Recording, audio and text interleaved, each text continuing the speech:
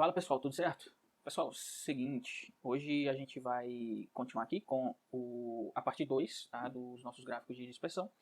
Lembrando que no vídeo passado eu tinha falado, ou melhor dizendo, eu tinha mostrado para vocês como editar, né, o nosso gráfico de dispersão utilizando a função plot. E aí a gente foi fazendo pequenas edições aí ao longo do vídeo. Lembrando que os dados que estão sendo plotados aqui, eles vêm desse banco de dados que já está presente no pacote básico do R, que é o IRIS, tá? E aí esse banco de dados aqui, o que é que ele tem dentro dele, né? A gente tem aqui 3 espécies de lírios, se eu não me engano, que são as espécies setosa, a versicolor e a virgínica. E como dados que descrevem essas espécies aqui, a gente tem o comprimento e a largura das sépalas e pétalas. No nosso gráfico aqui ao lado, a gente plotou, né, os dados de comprimento e largura das pétalas em função das diferentes espécies. E aí a gente fez a coloração, né, dos dados segundo as espécies que levaram, né, as espécies que correspondem às coordenadas que foram aqui plotadas. Beleza?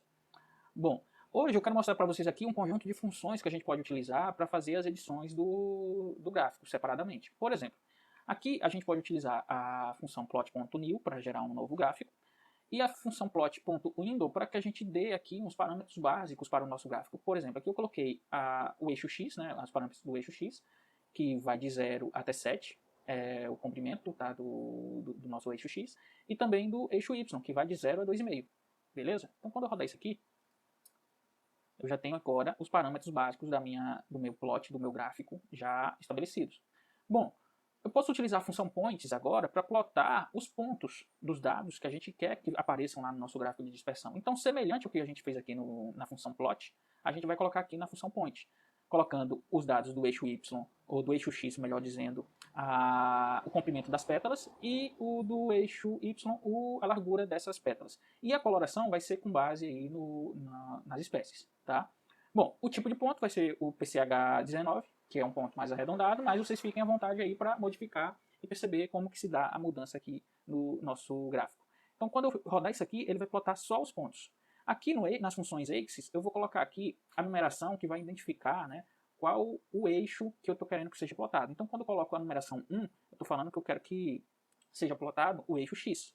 Ok? Então, quando eu rodar isso aqui, ó, ele vai plotar o eixo x. Quando eu coloco a numeração 2, eu estou querendo que ele plote agora o eixo y. Então, beleza, ele plotou o eixo y. Perceba o seguinte, que eu estou colocando aqui um argumento chamado pos.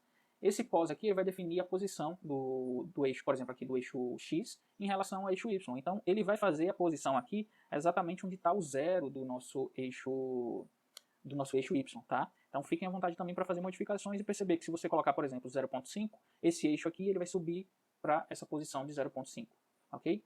Bom, eu tenho uma outra função aqui que é o title. Bom, se eu rodar ela aqui, eu vou ter o título do nosso eixo sendo plotado logo aqui em cima. Então, ó, beleza?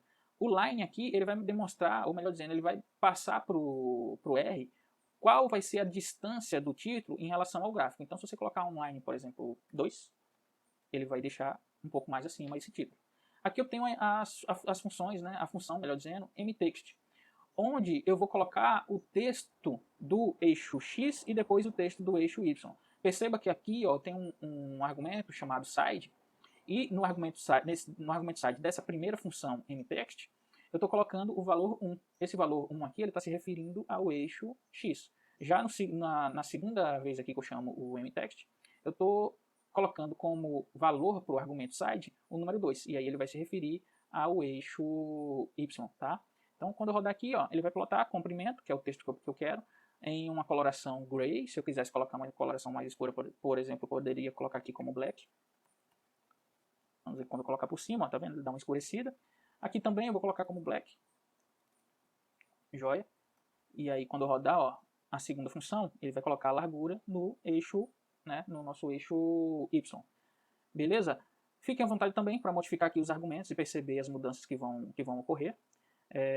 Um outro ponto aqui que é interessante, esse argumento fonte, se você colocar o número 2, ele vai deixar o seu texto aqui em negrito. Então vocês experimentem, coloquem um 3 e um 4 para vocês verem o que vai acontecer. E, por último aqui, eu vou colocar a legenda. Então eu vou utilizar a função legend, onde eu vou passar primeiro as coordenadas onde essa legenda vai aparecer. Então coloquei como primeira coordenada aqui o 0.5 do eixo X, e a segunda coordenada é o 2,5 do eixo y. Então ela vai aparecer por aqui, tá? Por aqui por cima. Bom, dentro da legenda, né, a gente vai ter que colocar lá a identificação, né, das nossas espécies, e aí eu vou colocar essa identificação utilizando aqui, ó, o argumento legend. Dentro do argumento legend eu coloquei um vetor, tá? Então Czinho aqui. E dentro do vetor eu coloquei a função levels. Dentro da função levels eu coloquei aqui, ó, a identificação da nossa coluna de espécies, tá? Então estou dizendo, ó, a coluna de espécies, elas são os níveis, né, ou seja, são os fatores lá do meu conjunto de dados, beleza? Aqui na coloração eu coloquei o black para representar aqui a primeira espécie, o deep pink, tá, que vai representar aqui a segunda espécie, e o green 3, que vai representar a nossa terceira espécie. Coloquei também os pontos, né, para representarem aqui. Então, PCH vai ser do tipo PCH19, que vai ser esse ponto mais arredondado, tamanho do ponto. E esse box.lty igualado a 0, ele vai colocar o quê? Melhor dizendo, ele não vai colocar, né, uma caixa fazendo o contorno da nossa legenda. Deixa eu só colocar aqui a legenda para que vocês percebam. Tá? Então tem aqui, ó, a identificação das espécies e também dos pontos para cada espécie. Beleza? Se eu colocasse um valor diferente, vamos colocar aqui um box.lty do tipo 1. Então ele vai fechar aqui a nossa legenda.